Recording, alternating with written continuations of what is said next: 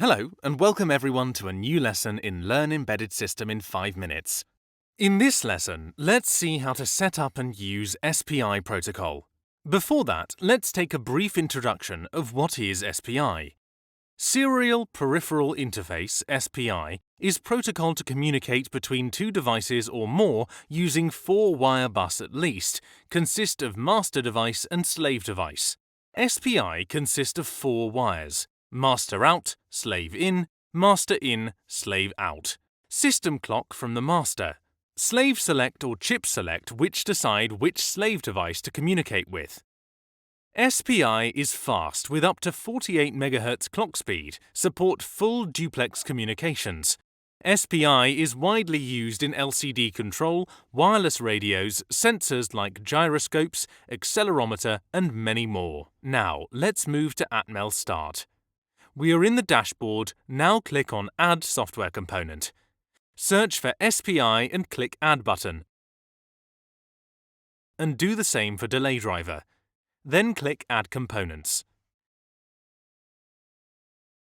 Click on SPI, and as we can see, we are using SPI Master Driver. Select SIRCOM 0. Master out, slave in is pin PA06.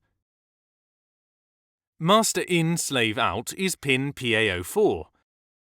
System clock is PA07.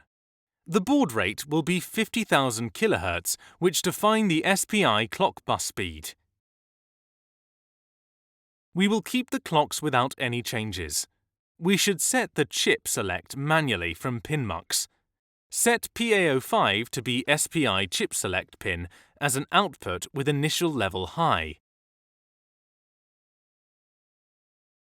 And set PB09 to be enable pin. This will be used in our next lesson with 74595 shift register.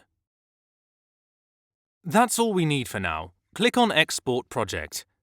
Give a name for your file, then click Download Pack. Now let's move to Atmel Studio. Create a project based on the file you downloaded, and let's see how simple it is to use SPI driver. Define the message size to send through the SPI, which would be 2 bytes here, for example, and create an array to arrange the data you want to send.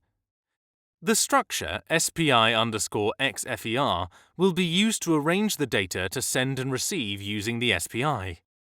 Now we will perform our code inside SPI Simple Transfer function. We will call this function each time to send the value if data16.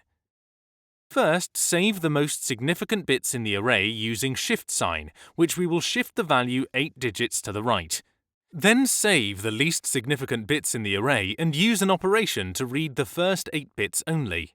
Now set the transmitter buffer for the SPI. Also set the size of the packet you want to send. To send any SPI message, in default, you should set the SPI SS pin to low and then use transfer function to send and receive the data. Then set the SPI SS pin to high again to stop the communication.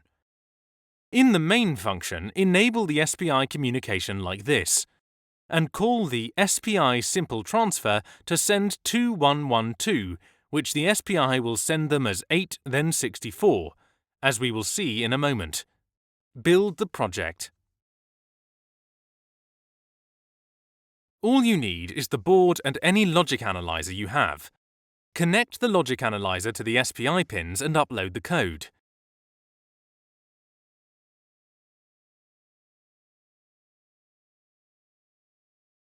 I have Scanner Studio, and I set the analyzer trigger based on the SPI message, and as you can see, we have the message here. 8 is the first byte, followed by 64 to complete the number 2112. Next time, we will use more interactive project using 74595 shift register.